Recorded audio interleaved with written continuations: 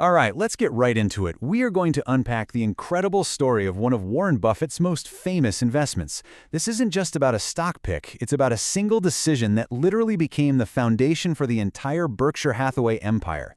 It's a fantastic story of insight, a little bit of regret, and a second chance that completely changed financial history. I mean, just listen to that quote from Buffett himself. It really sets the whole stage, doesn't it?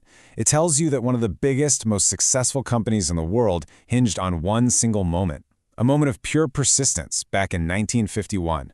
A locked door was the only thing standing between a young student and a future worth billions. So, this whole saga, it really boils down to two critical moments, separated by a quarter of a century. First, you have 1951, where the seed of this brilliant idea was planted. And then you have to wait 25 years until 1976 for the harvest, a moment of absolute crisis that Buffett turned into the deal of a lifetime. Okay, so let's rewind back to that first date. Picture this. It's a Saturday in Washington, D.C. You've got this 21-year-old grad student, a young Warren Buffett, who decides to hop on a train. Why? Because he is absolutely determined to learn everything he can about this little-known insurance company. So, why this one company? What was so special about GEICO? Well, it was simple. Buffett's own mentor, the guy who literally wrote the book on value investing, Benjamin Graham, was the chairman of the board. And for Buffett, if it was good enough for Graham, he had to know why. So he shows up on a weekend, and of course the building is totally locked. But he's not giving up. And this right here is where everything changes. Buffett just keeps knocking and knocking until finally a guard opens up. That guard gets him in touch with the only person working that Saturday, Vice President Lorimer Davidson. Now, instead of being told to go away, this persistent kid gets a private, 4-hour deep dive into the inner workings of GEICO. Incredible! So what did Buffett learn in that meeting? Well, he discovered the company's secret weapon. And to really get it, you have to remember what the world was like in the 1950s. Buying insurance was this expensive, clunky process. The whole industry was just sitting there, ripe for disruption. The difference was just brilliantly simple. See, traditional insurers, they had this huge network of agents. Every time you bought a policy, the agent got a commission, and that cost was passed on to you. But GEICO? They did something revolutionary. They just cut out the middleman completely. They sold directly to you, the customer, through the mail and over the phone. No agent, no commission, just a way lower price. And the impact was huge. I mean, GEICO could sell you the exact same insurance for 20% less than their rivals. And get this, because their costs were so much lower, they were actually more profitable. This wasn't just a small edge. It was a massive structural advantage baked right into their business. And in that meeting, the young Buffett realized he was staring at the perfect example of what he would later call an economic moat. GEICO's direct model was like a fortress. It was this deep, wide moat that other insurance companies just couldn't cross.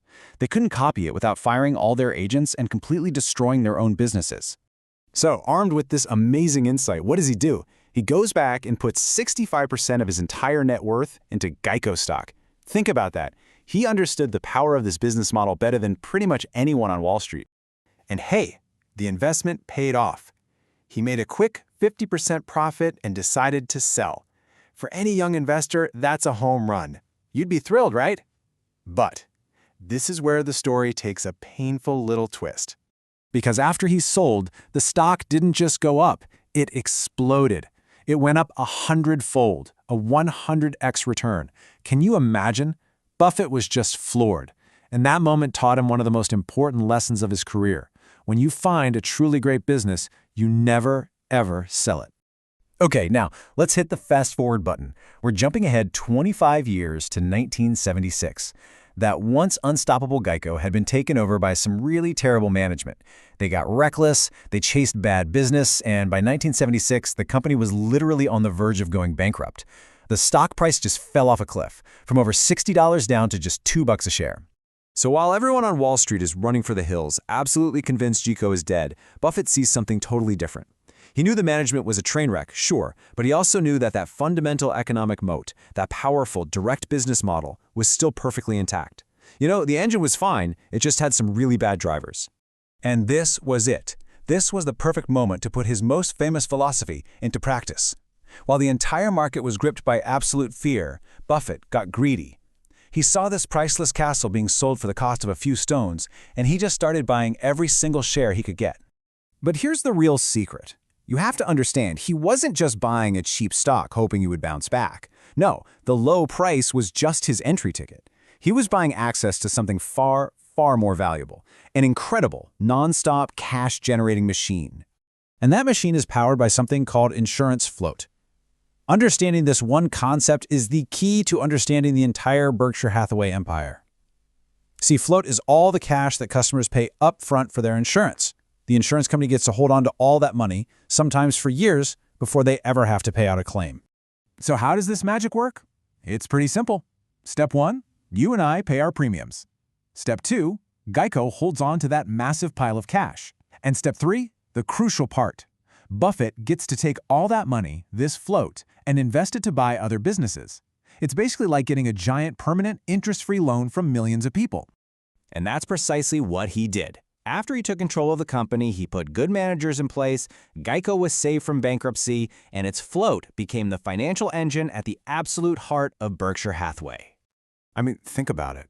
The billions and billions of dollars in float generated by everyday people buying car insurance, that's the cash that gave Buffett the firepower to go out and buy huge pieces of Coca-Cola, American Express, and yeah, years later, even Apple. This one single investment, it literally funded the creation of an empire. So, what is the big lesson here? What do we take away from all this? The GEICO story really teaches us that true value investing isn't just about finding a stock that looks cheap on a spreadsheet. It's about finding a business with an unbreakable competitive advantage, a deep economic moat, and then, if you ever get the chance, buying it at a great price. And that leaves us with a final question to chew on. That powerful combo of a low-cost advantage and that cash-generating float made GEICO unstoppable. So as you go about your day, look around.